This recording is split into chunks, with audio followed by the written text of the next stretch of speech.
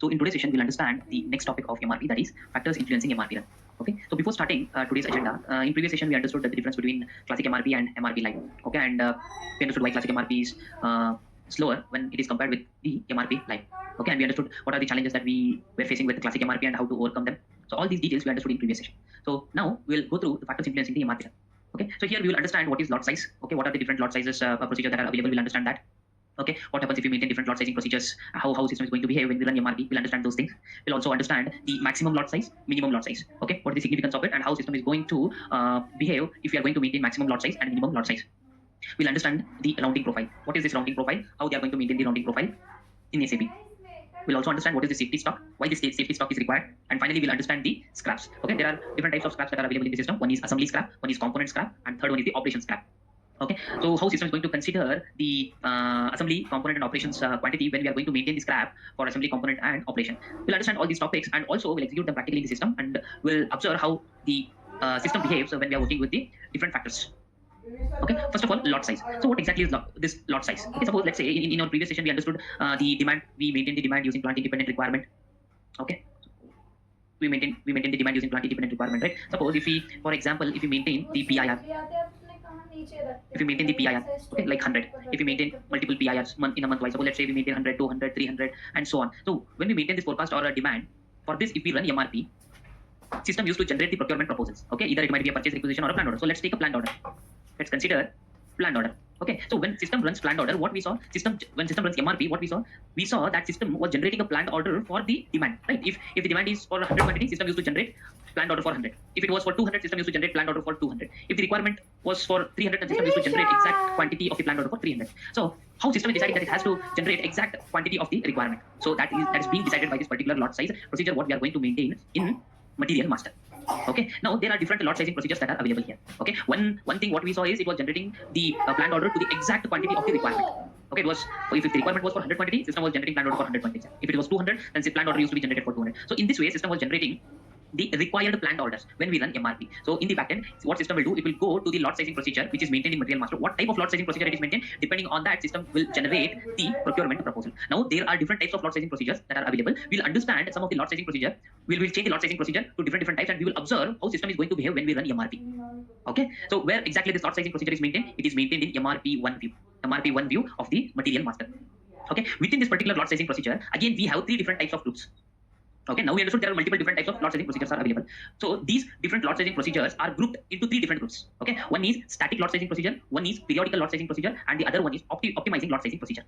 Okay, here we can see lot sizing procedures, what we discussed. They are grouped accordingly under different groups. This is one group, static lot sizing procedure is one group, periodic lot sizing procedure is another group, optimum procedures are another group. So this optimum procedure, to execute this particular lot sizing procedures, we require some test data which should be present in the system. Okay, currently in which server I'm working, there is no much specific data to execute this particular lot sizing procedure. So we will execute the static procedures as well as periodic procedures. Whereas this one, you won't be able to execute due to the lack of data in the system. Okay. So let us proceed with the static lot sizing procedure. So in static lot sizing procedure, we need to understand 3 different lot sizing procedure. One is EX, another one is FX, and the third one is HV. So what is this EX? EX, so far in our previous sessions, whatever we did, okay, we entered the demand, we ran MRP, and system was generating the procurement proposals, right? While generating a procurement proposal, it was generating exactly to the required quantity, right? So we were not aware of this particular EX. Actually, we were using this EX all the time in our previous sessions, but we were not aware that we were using this one. Okay, we will again check this one, and then we'll proceed with the next lot sizing procedures. Suppose, let's say, if there is a requirement of, if there is a requirement of 50 quantity, there is a demand of 50 quantity. So whenever we run MRP, if we maintain static procedure, lot sizing procedure as EX in the material master in MRP value, if the requirement is for 50 quantity, then system would generate a procurement proposal exactly to this 50 quantity. If the requirement was for 100 quantity, then system used to generate the procurement proposal for 100 quantity. If the requirement was for 75 quantity, then MRP run would generate the procurement proposal exactly for 75 quantity if we maintain EX in the material master. For which material we are running MRP. Okay, it has to be maintained in MRP1 view. Now let us execute this. Let's check how system is going to view, and then we'll proceed further with other lot sizing procedures. Okay, I'm going back to SAP now to check this one. Okay, let's go to MD04 screen. This is our finished product. Okay, as of now there are no stocks, there are no requirements. First, let me maintain the lot sizing procedure. To maintain the lot sizing procedure, we have to go to transaction code MM02. This is my finished product. Okay, go to MRP1 view.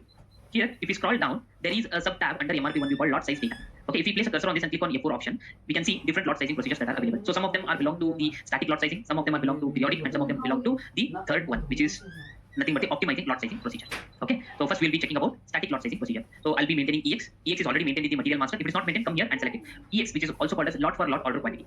Okay, system is going to generate the procurement proposal exactly to the requirement quantity lot. So that is the reason it's called as lot for lot order quantity. EX. Now I'm going to save my material master.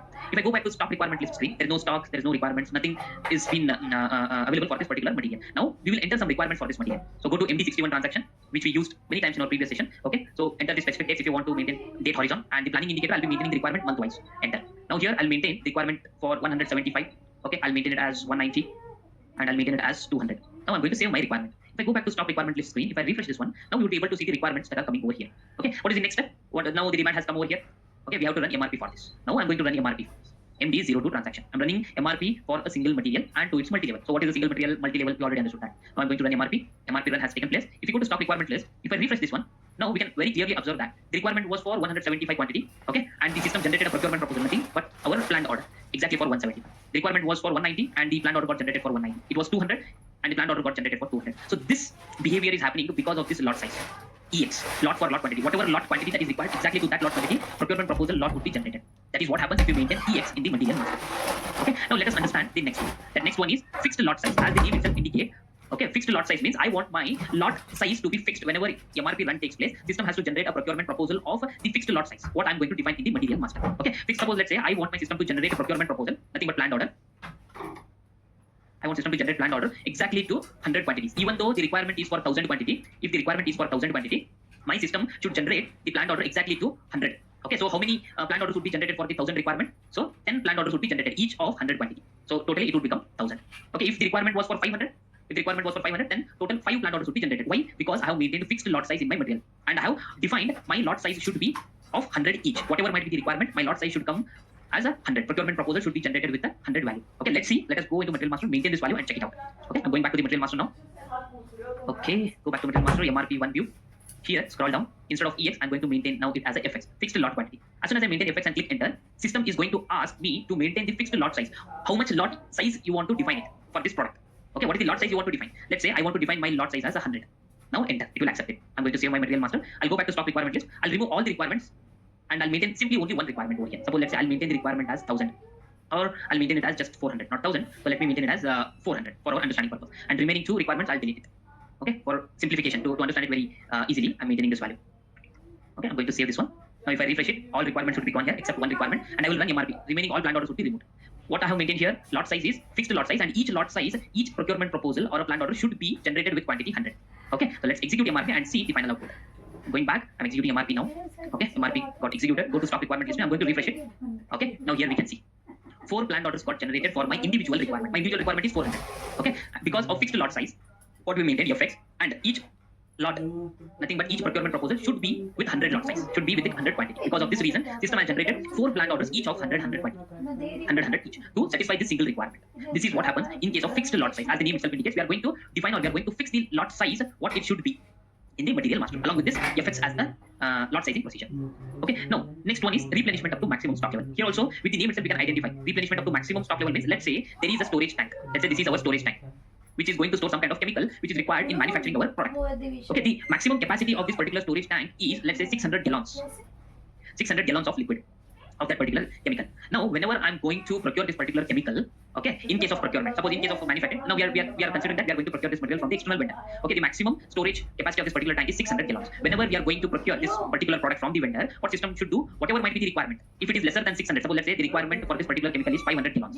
Because of this lot sizing procedure, what we are going to maintain in the material master of that particular chemical, if you maintain HB and maintain the maximum storage as 600 gallons, whatever might be the requirement lesser than 600, system will generate by default the procurement proposal for 600 gallons only. If the requirement is more than 600, let's say if the requirement is 700, then system by default it will generate the requirement for 700 gallons. But in case if the requirement is lesser than 600, okay, so it will replenish up to its maximum stock level. It will generate a procurement proposal for the maximum capacity what we are going to define for that material master. Okay, inside material for that particular material inside material master. Okay, let us test this. We'll get very clear understanding. Now I'm going to the material master back. Now let us check out how this particular. Okay, before that, I'll just remove this requirement. Let's make this situation fresh here. Yes, save it. Okay, if I refresh it, there is no requirement now. Now I have to run. As there is no requirement, system will remove this planned order. I'm going back. I'm running MRP again. Okay, come back, refresh it. Now nothing is there. Okay, let's go to material master and maintain the other lot sizing procedure. Okay, so HB is nothing but replenishment up to maximum stock level. So maintain HB over here. So with this replenishment up to maximum stock level, we don't require fixed lot size. Remove this fixed lot size. And if we click enter, system will ask us to maintain the maximum stock level. Suppose let's say the maximum capacity of the tank. As of now, we are just testing the same scenario with the same type of product, same material. Okay, but the scenarios, these different lot sizing procedures and scenarios will be used under different scenarios for different products. Okay, no need to worry about that. Just we'll understand the concept how it works. Let's say I'll maintain it as 600. I'm going to save my material master. Now it will accept. As there are no requirements, I'll enter some of the requirements over here. Okay, MD 61. I'm going to maintain the requirement now. Enter. Let's say I'm going to maintain the requirement for 450.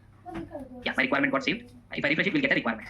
As we are working with replenishment up to maximum stock level, and my maximum stock level is 600, even though the requirement is lesser than this particular stock level, if I run MRP, what system will do is, let us check it out. Go back to MD02 screen, run MRP run took place. If you go to stock requirement list, if I refresh it, see, system by default, it will generate, of course, it will generate a planned order, no doubt about it, but it will generate a planned order not for 450 quantity. Rather, it will generate a planned order for maximum stock level, what we have maintained in the material master. Okay, it will procure that much of quantity and it will keep it in its storage.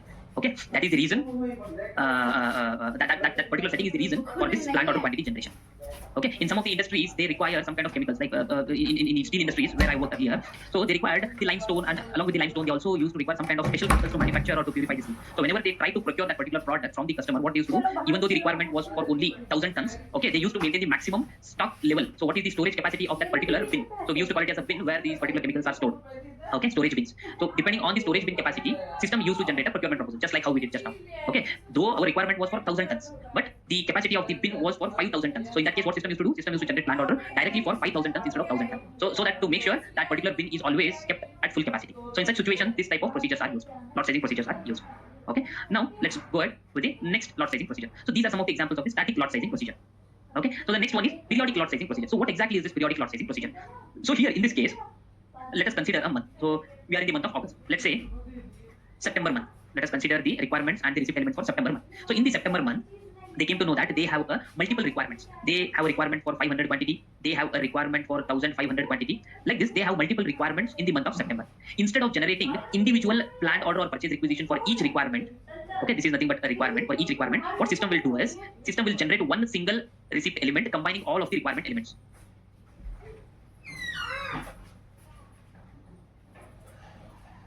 Okay, so combining all these requirements means 500 plus 1,500. System used to generate one single planned order or purchase requisition for 2,000 quantity. It will club or it will combine all of the requirements of that particular month, and it will generate one single requirement. So one single receipt element for 2,000 quantity. Either it may be a planned order, or in case of external procurement, it may be a purchase requisition. Okay, that is called as periodic lot sizing procedure. So in this example, we'll maintain monthly lot sizing procedure in the material master. Okay, and then let's try to enter the requirement in week wise, and let us see whether the system is going to combine all the requirements of that particular. So in a month, 4 weeks will be there, right? In a month, 4 weeks will be there. What system will do? It will combine the requirements of all the 4 weeks and it will generate one single receipt element. It will generate one single receipt element because we are going to maintain monthly lot size. Okay, let us maintain it and let us check it how it's going to behave. So I'm going back to the material master again. So before that, let me clear all these requirements and receipt elements. I'm going to delete it. We will enter it freshly again with a new lot sizing procedure. Okay, now there is no requirement. I'll run MRP. So that system will remove the planned order because there is no requirement for this material, finished product. If I refresh it, the planned order is gone. Everything is finished. Now we will go back to material master to maintain the new lot sizing procedure.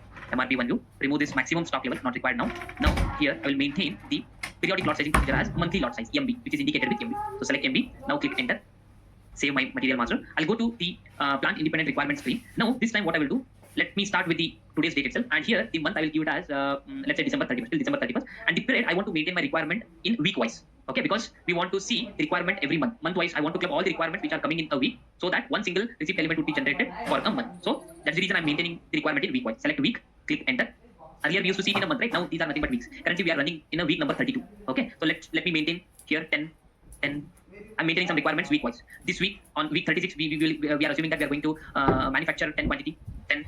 Sorry, here it has become 1 not 1, right? So I'll remove, correct it. Just to understand, for simplification purpose, I'm entering a low value here. 10.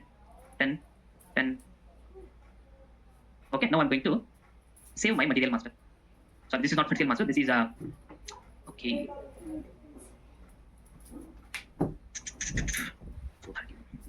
So by default, the value got entered, right?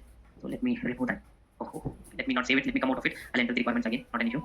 So the date I have to maintain, I'll maintain it as this is December 2022. 2022.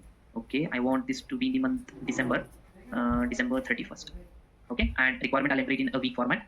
Enter.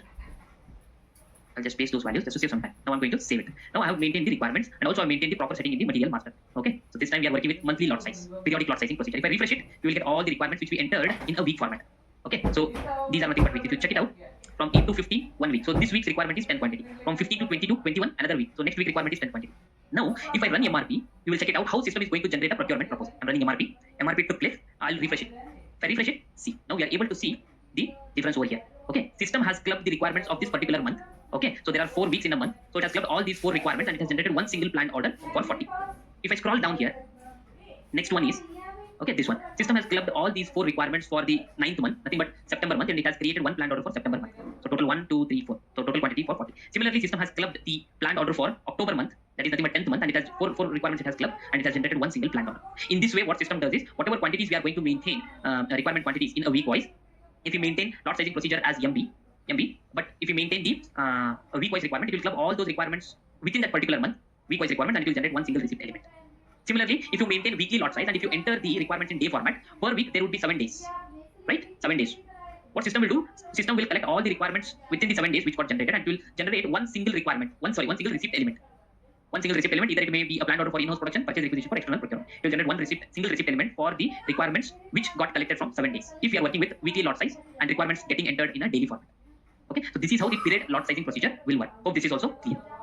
Okay, now let us proceed ahead with the next concept, that is minimum lot size and maximum lot size. As the name itself indicates here, minimum lot size. So let us go to system, maintain this value, and let us check it out how it exactly behaves. I'll remove all these requirements as of now. Let us create the situation freshly here, refresh it. Okay, we scroll down. As there are no requirements, if I run MRP, system will remove those planned orders because we don't have any requirements. Okay, go back to stock requirement list screen, refresh it. Now everything is fresh. Okay, let's go to material master and let's understand minimum lot size and maximum lot size. Go back, scroll down. Okay, as of now for minimum and maximum lot size, I will maintain the lot for lot quantity, EX, what we used to maintain it earlier, EX. Now, minimum lot size, here we can see that these are the 2 different fields. One is for minimum lot size, this one is for maximum lot size. First, let's understand minimum lot size. For minimum lot size, I will enter it as 100. I'm going to save my material master. Now, if the requirement is lesser than 100, okay, due to the minimum lot size, what we maintain, minimum lot size value, the minimum lot size itself is 100. Okay, we have maintained the minimum lot size as value 100 in the material master. Okay, this is minimum lot size we maintain in material master. If the requirement is less than 100, even though if it is 99, by default the system is going to generate receipt element for 100 because the minimum itself is 100. Anything lesser than 100 value, okay, system will generate the receipt element for 100. In case if the requirement is for 200, then it is more than minimum value. The system will generate the receipt element for 200 by default. If the requirement is lesser than 100 value, the minimum itself is 100 quantity. So by default, system will say that no, I cannot generate a procurement proposal less than 100 because my minimum value, minimum lot size setting itself is 100. So minimum, I'll be generating the procurement proposal for 100. If it is more than 100, anything more than 100 means let's say 200, or if the requirement is for 101 value, 101 quantity, then receipt element would be generated for 101. Okay, let us check it out. Let's go back to SAP. We have maintained 100 value in the material master. Let me maintain the requirements now in the month wise. Go back. So here I'll maintain the requirement as just 20. Or even 99, I'll maintain it as 99 for our understanding purpose. If I go to stock requirement list, if I refresh it, I got a requirement for 99. So in normal case, what system will do? System will generate a procurement proposal for exactly to this 99 itself. But we are working with the minimum lot size. So minimum it should be 100. Even though if it is less than 100, by default system will generate procurement proposal for 100. I'm going to run MRP now and let's see what would be our procurement proposal.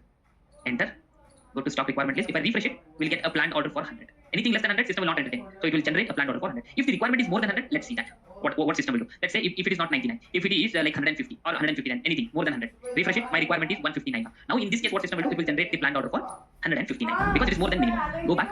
Let me run MRP again. MRP run took place. So here, stock requirement list screen, refresh it. See, planned order is 159, more than 100.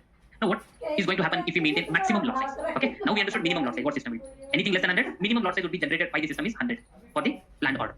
Now let us understand with the maximum lot size. So what I will do here, I will change this to, I'll change this to 300. Let me save it, refresh it. Okay, or let me clear it out. Let me start from the beginning so that there won't be any confusion. Okay, I'm removing the requirements. I'm making stock requirement list fresh. Okay, run MRP as there are no requirements. System will not remove that particular planned order. Procurement proposal will be removed. Okay, everything is fresh. Now let's go to material master and maintain maximum stock value. Okay, scroll down. Now remove this minimum stock. Now let's understand maximum stock level. Let's say my maximum stock level is 250. Okay, anything greater than 250, system will not entertain. It will generate anything below than 250. Okay, anything that is below than 250 here, lesser than 250 value. Okay, if the requirement is less than, if the requirement is less than 250 value, then system would generate receipt element exactly to that particular quantity. Let's say requirement is of 249. Receipt element would be generated for 249. If the requirement is for 200 quantity, then receipt element would be generated for 200 quantity. In case if the requirement exceeds 250, let's say 300, in that case, what system will do? System will generate one procurement proposal for 250. So another 50 quantity got remained, right? And that 50 is lesser than the maximum lot size what we maintain. So what system will do? System will create one more procurement proposal for remaining quantity. So it will generate one planned order for 250, another planned order for 50 for 300 quantity requirement. Because maximum itself is 250 what we have maintained in the material master. It cannot exceed the procurement proposal quantity more than 250. So procurement quantity would be 250 itself, which is getting generated. Anything extra quantity that is going to remain after 250, system will generate another planned order for remaining quantity. Okay, let's execute this and see how it behaves. I'm going back to SAP now. Okay, so we have maintained the value in the material master, maximum lot size. Okay, I'll refresh it. We can also check it out here. Lot size procedure. Now we maintain maximum lot size 250. Let me enter the requirements. Enter. Okay, I'll enter the requirement for 300 quantity. Save it. If we go back to stock requirement list, refresh it, we get a requirement for 300 quantity. Okay, I'll run MRP now. As there is a requirement, system will generate a procurement proposal. Enter. MRP run to place. Go back to stock requirement list. Now, if we refresh it, we'll observe very carefully that system is going to generate two procurement proposals. Refresh it. See, one planned order got generated for 250 quantity, another planned order got generated for 50 quantity. Why?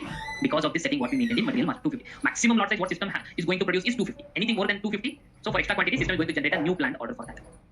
Okay, combining these two would become 300, which is going to suffice this independent requirement. This is how the system is going to give us the result if we are working with maximum lot sizing procedure.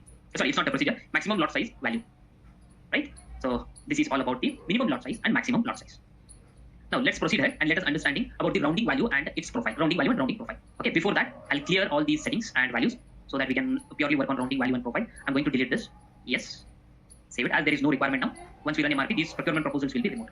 Go back, enter, go to stock requirement list screen, refresh it. Now everything is fresh. Okay, so what is this rounding value? If you check it out here, so we have one field in the material master, in the MRP1 view. Again, this rounding value field is available in MRP1 view. Suppose this is my requirement. Okay, my requirement, let's say it is 75. 75 quantity is my requirement. We maintain the rounding value as 100 in the material master. Though the requirement is 75, lesser than 100, it will round up and it will generate a procurement proposal for 100 quantity. Even though the requirement, let's say the requirement is for 25. Though the requirement is for 25, this is my requirement. Because we maintain rounding value as 100, system is going to round up this value to 100 and it will generate a procurement proposal. Nothing but a receipt element. Okay, that is what is going to happen in the rounding value. Let us execute this and then we'll go to the rounding profile. Okay, for this again we have to go to material master. I'll jump back to the material master to the MRP1 view. Scroll down. Okay, this time I'll remove this maximum lot size. Here we have a rounding value field. Okay, rounding value I'll maintain it as 110. Okay, randomly I'm maintaining some value. Now I'll save it. Let us enter some requirements for my material. Okay, I'll enter the requirement as something 95 value. Okay, I'm going to save my requirement. Now if you check our stock requirement list screen, refresh it, we got a requirement. And now we are working with a rounding value. Okay, though now the rounding value is 110, so this particular requirement would be rounded off to 110 and this is going to generate a procurement proposal for 110 value. Okay, now I'm going to run MRP and let's see what will be the final result. Okay, MRP run took place. Refresh this. See, we got a planned order for 110 quantity. Rounding value. So it has rounded to 110. Suppose, let's say, I'll change the requirement over here. It was 95, right? Now I'll maintain it as 330. Okay, just for our example, 330. Now my requirement got changed. My requirement is for 330. I'll run MRP again. Now system will modify this procurement proposal according to this particular requirement. Okay, I'll run MRP again because we got a new requirement into the system. MRP run took place. Go to stock requirement list screen. Now if I refresh this particular screen, let us observe what happens. Right here we got a planned order for 330 itself. Okay, anything lesser than this value, again rounding value, okay, lesser than this value, it will round off and it will bring up the value as 110. Okay, again I will change this value to check this out. Go to stock requirement list screen. Now this time I will change it to 25. Though it is less than 110, what system will do is now the requirement is 25. It is less than 110. It will round off and it will bring up to 110. If it is more than 110, system used to generate planned order exactly to the quantity of requirement quantities. Okay, now I will change it to 25, which is less than 110 rounding value. Okay, let's see. Let us observe what would be the procurement proposal again. I'm running MRP again. MRP took place. If I refresh it, see, now the planned order got changed to 110. If it is less than 100, it will round up to the value what we are going to maintain in the rounding value. This is what happens if you are working with a rounding value field within the material master.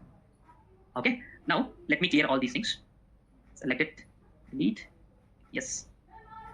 Okay, I'll save it, refresh it. Now there are no requirements. I'll run MRP and system will remove that procurement proposal. There is no requirement. Go here, refresh it, everything is fresh. Okay, now if we go back to a slide to understand about rounding value profile. So what exactly this rounding value profile contains? Now suppose let's say if my input or requirement is between 10 to 25, my rounding value should be if the value is 25. Suppose let's say my requirement value is 25. My requirement value is 25. So if it is 25, my rounding value should be 50. Okay, I'll write it down here. Better, there's some space here. Here. If this is a requirement, system is going to generate receipt element. Receipt. Okay, if my requirement is 25, my system should generate it should generate a receipt element to 30. It should round off to 30 value if it is 25. Suppose if my requirement value is between 25 to 50. Okay, if the requirement value is between 25 to 50, my receipt element should be generated to 50 value. Should round off to 50 value if the value is between 25 to 50. Suppose if the value is between 50 to 100, then the rounding value should be 100. System has to automatically round off to 100 value. The receipt element should be generated for the 100 value if the requirement value is between 50 to 100. Anything lesser than 25, suppose let's say the requirement is 10. This is less than 25. It is not even touched to 25. It is anything lesser than 10. The receipt element should be generated exactly to the requirement. If it is 20, system would generate the receipt element to 20. If it touches 25, then the receipt element would be round off to 30 and the procurement proposal will be generated to 30. If it is more than 25 and lesser than 50, any value between 25 to 50, the receipt element would be 50.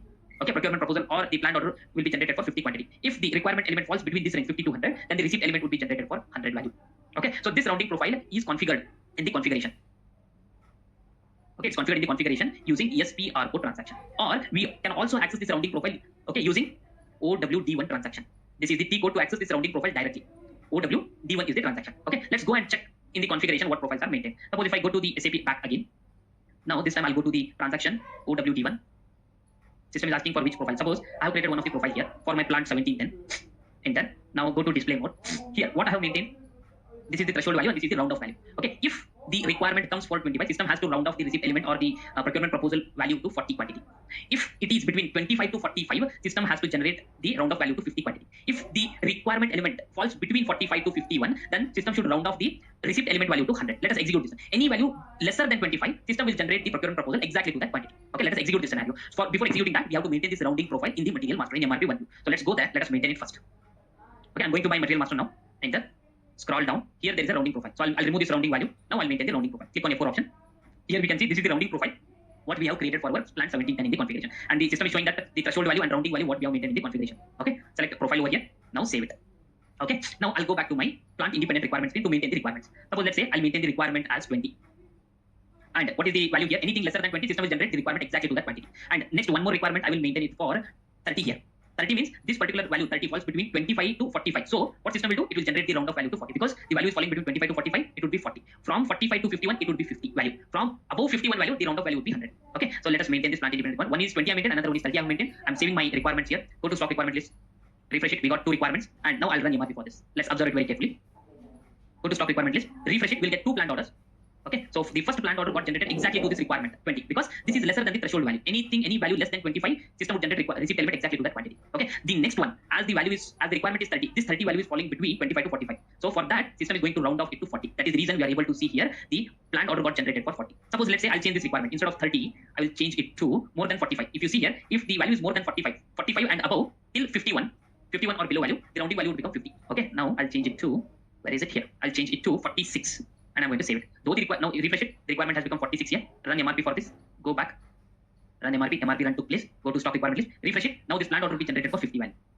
See, it got generated to 50 value because of this rounding profile setting what we maintain. The value is falling between 25 to 45. If I change the value and maintain it between 45 to 51, it would round the value to 100. Okay, let's see that. Go back.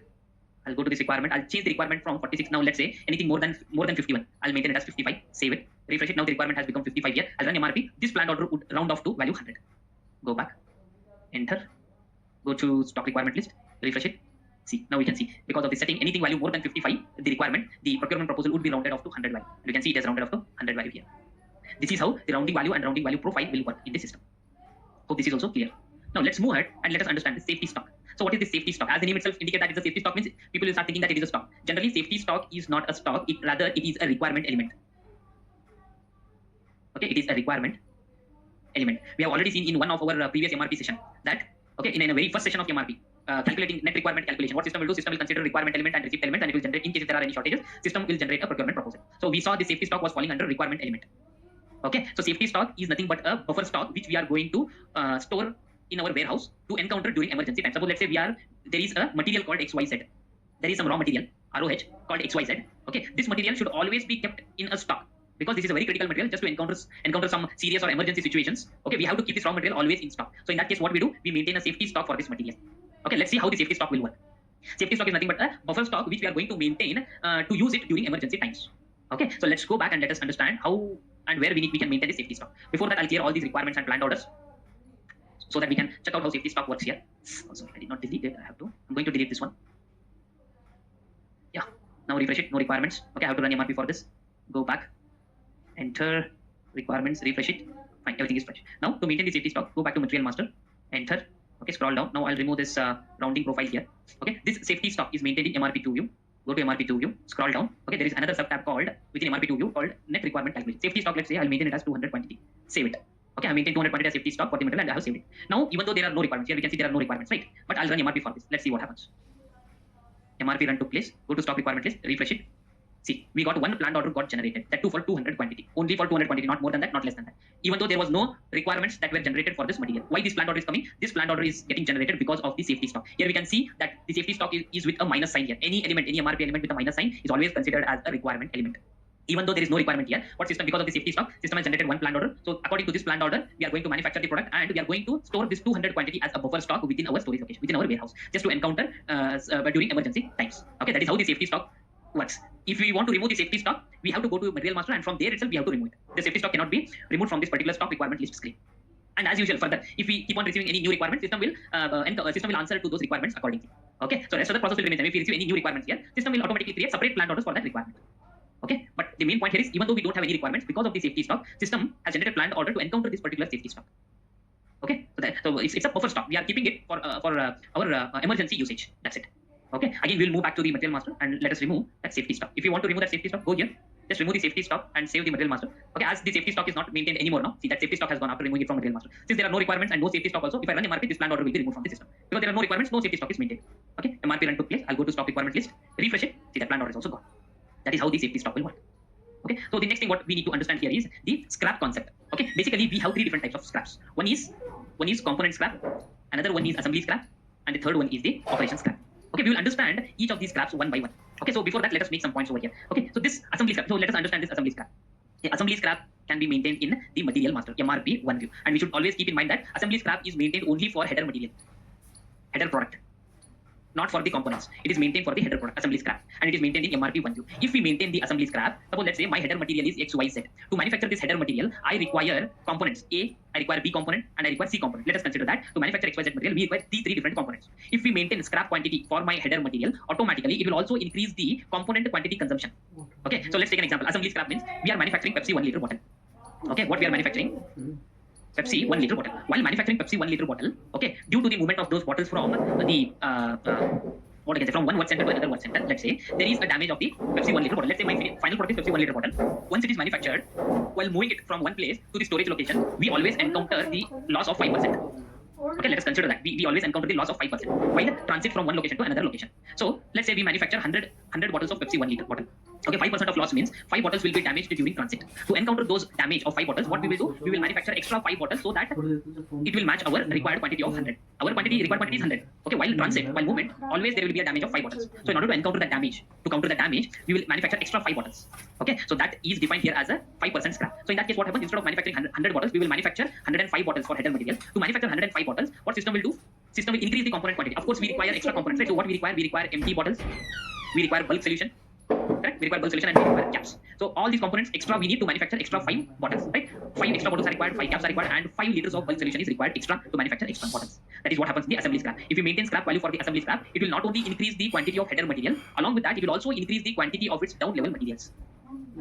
Okay, this is what happens in case of assembly scrap. So now let's go to material master. Let us maintain this assembly scrap and see how it actually looks in the SAP system. I'm going back to SAP now. To maintain assembly scrap, as I told, this assembly scrap is always maintained in the material master in MRP 1 view. So go to MRP 1 view. This is my header product. I'm going to manufacture Pepsi 1 liter bottle. Now scroll down. Come down. There is a field called assembly scrap here. So whatever value we maintain, numerical value, that is always calculated in terms of percentage. Let's say I'll maintain 5%. Okay, this is 5 means it is percent. Assembly scrap 5%. I'm going to save my material master. Okay, now I'll enter some requirements over here. MD61 transaction. I'll maintain some requirements. 100. I'll enter 2 requirements. Save it. If I go to stock requirement list screen, refresh it. Now we got 2 requirements. One is for 100, another one is for we need to manufacture total 300 quantity. Okay, so let us run MRP. System will generate the procurement proposals accordingly. Okay, refresh it. Now we got procurement proposal, 2 procurement proposals. Okay, one is for 100 quantity, another one is for 200 quantity. Now I need to start manufacturing this particular product. So I have to convert this planned order to production order. So double click on it. As soon as I double click on it, even though the planned order quantity is 100 over here, so when I start manufacturing my finished product, see, system automatically changes the quantity of header material. It will say that due to this scrap 5%, I have to manufacture extra 5% of total quantity. 5% of 100 is 105, right? Extra 5 bottles I have to manufacture. As soon as I double click on this planned order, system has calculated the order quantity which we are going to manufacture according to this plan. Now I'll convert this planned order to production order. Click on this production order button. Okay, now the total quantity what I need to manufacture is 105 quantity. Though the receipt element got generated nothing but our planned order got generated for 100. When we convert the planned order to production order, it will calculate the scrap and it will give us how much quantity we need to manufacture.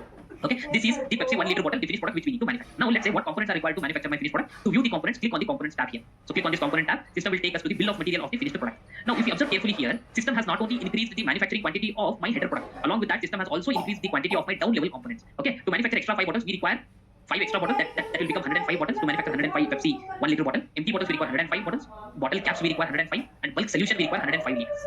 Okay, it not only increases the quantity of header material, it will also increases the quantity of its down level material depending upon the scrap percentage what we maintain. This is what happens in case of an assembly scrap. Hope this is clear. Now I'm not going to save this one, I'll come out of it. Let us understand the component scrap now. Okay, I'm not saving my production order. Okay, I'll go to the material master. Now I'll remove the assembly scrap from this. Come down, remove the assembly scrap. Now I'm going to save my material master. Okay. So the next thing what we need to understand here is the component scrap. So what is this component scrap? Now earlier we maintained the scrap for header material. Now we are going to maintain the scrap not for header material but for the components. And this particular component scrap can be maintained at two places. You can maintain in the material master in MRP4 view, or you can maintain this in the bill of materials in the BOM. Okay, so these component scrap is maintained only for down level components. For down level components it will be maintained. Okay, for raw materials, packaging products, semi-finished products, okay, other than the header product. Now, once we maintain this down level component scrap for down level components, what it will do? It will only increase the quantity of that particular component, but rest other component quantity will not be disturbed. Okay, as we discussed, we will manufacture XYZ header product. To manufacture XYZ header product, we require ABC components. If we maintain component scrap for B component, let's say there is a loss of 5% of this B component while manufacturing the header product. If you maintain 5% for my component scrap, it will only increase the issuing quantity of this particular component, whereas rest other component quantity remains undisturbed, untouched. Okay, there won't be any change over here. Only thing is we will issue the extra quantity for the component B. Okay, let's take the same example of Pepsi 1 liter bottle. So what is the first operation while manufacturing the Pepsi 1 liter bottle? First we are going to wash our empty bottles, right? Let's say, let us consider, while washing the empty bottles, okay, there will be always loss of 5 bottles. 5 bottles will be damaged during washing activity. Okay, in that case, while issuing the 100 empty bottles, due to the loss of 5 bottles, due to the loss of 5% of 100 is 5 bottles, I have to issue 105 bottles to encounter those loss of 5 bottles. Okay, it will only increase the component quantity, but rest other components or header quantity will remain same. You are going to issue only 100 caps. Okay, you are going to issue only 100 liters of bulk solution, but 105 bottles. Out of that 105 bottles, 5 bottles will be damaged, will be broken down. Rest other 100 will remain. So bottle caps and the bulk solution will be used for those 100. That is what is going to happen in case of component scrap. Now let's see where we can maintain it. First, let us see where in MRP4 it can be maintained. Go back to material master.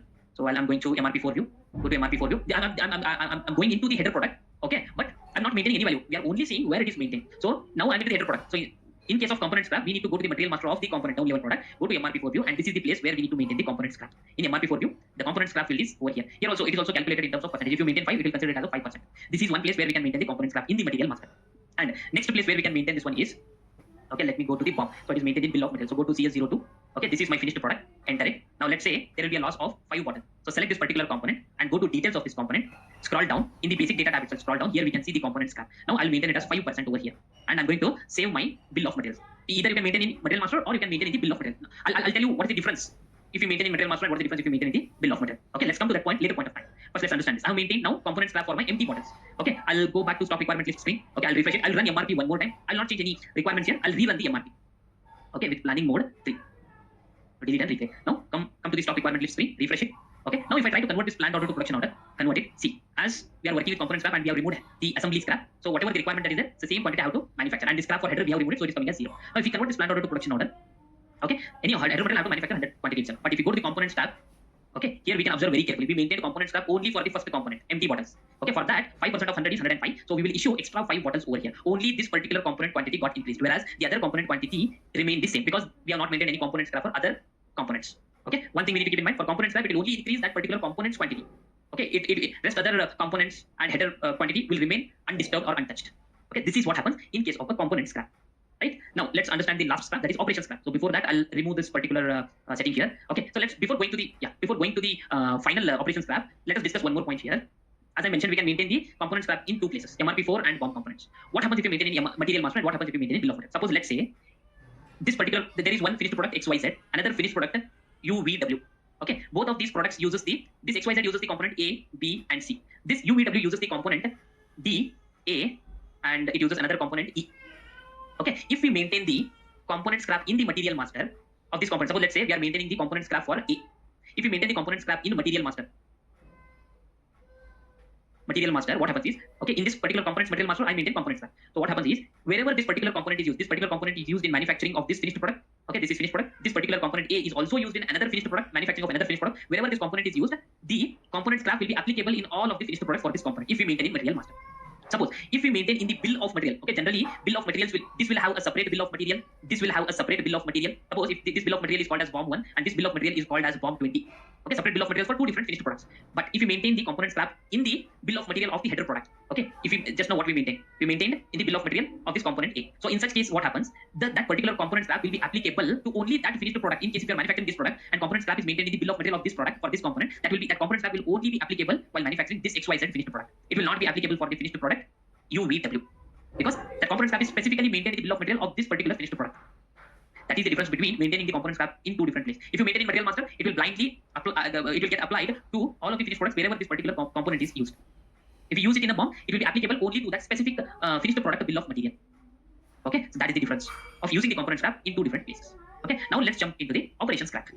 So here, what happens in the operation scrap? Okay, let's say to manufacture my finished product, I have three different operations: 10, 20, 33 or 4 different operations or 5 or 10 different operations, that doesn't matter, depending upon business requirement. Now, while manufacturing the finished product, it has to undergo 4 different operations here.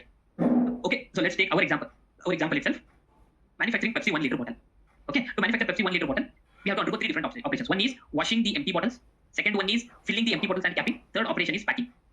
Okay, this washing is done in one work center. Filling is done in another work center. Packaging is done in third work center. All 3 different work centers. Suppose let's say after washing the bottles, we have to move the cleaned bottles from work center 1 to work center 2. That cleaned bottles have to be moved from work center 1 to work center 2. While moving from one operation to another operation, if we encounter any scrap, then that scrap can be maintained as operation scrap in the SAP, and it is maintained in the routing. Where it is maintained? It is maintained in the routing of the finished product.